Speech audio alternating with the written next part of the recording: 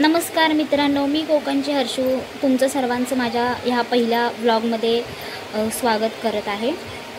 तर चला पाहूयात आज आपण कडधान्यांची जोडणी आणि मळणी कशी करतात। या आमच्या जनाई ज्या आता शेतावरून घरी परत जाते। आता आम्ही जाते आमच्या वाड्याकडे। हा आमचा वाडा, इथे ह्या सर्व महिला मिळून काम करत आहेत।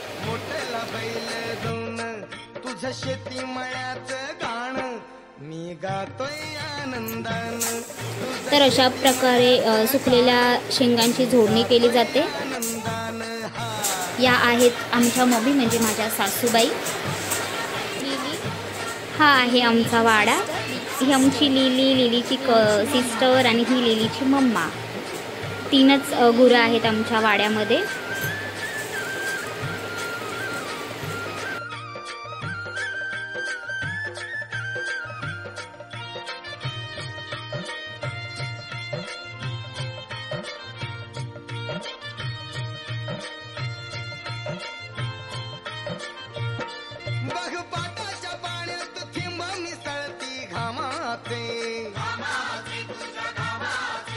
तर ज्या शेंगा आपण झोडतो त्यांना अशा हवेच्या मार्फेत आपण त्यांच्या बिया आणि ज्या सुकलेल्या साला असतात त्या वेगळ्या करण्याची एक पद्धत असते। त्याला काय बोलतात ते मला माहित नाही आहे, पण हे असंच करतात।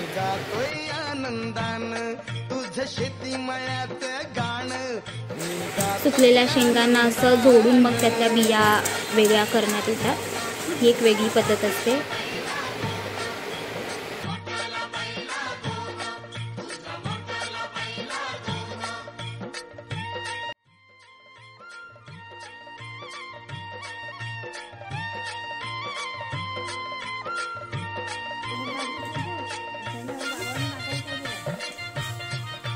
ह्या वनिताई ह्या आमच्या मम्मी आहेत। तुमचं नाव काय? कविता काकी। आणि ह्या आजींचं नाव काय? लता आजी। ह्या मोठ्या आहेत सगळ्यात।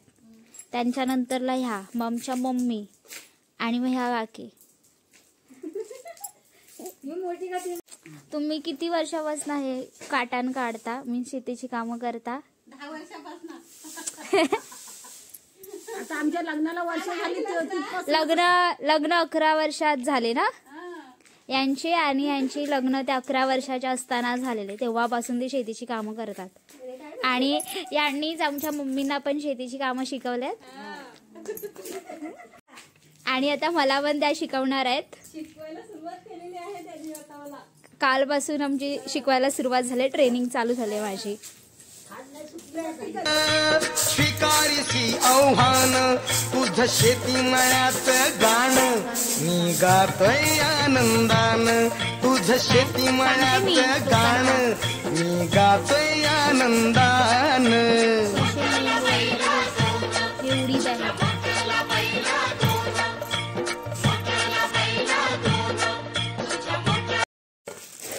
तर आमचं आता लंच ब्रेक झालंय आणि आम्ही आता जेवायला सुरुवात करणार आहोत। पण गावाकडे अशी कोकणात पद्धत असते की जेवणाआधी थोडं जेवण देवासाठी द्यायचं असतं। तर आता मी ते थोडं जेवण देवासाठी द्यायला मी जात आहे। एका कोपऱ्यामध्ये कुठेही ठेवायचं असतं। ही कोकणाची एक पद्धतच असते। तुझी पोलादी काय नाही कधीच शिनली रे,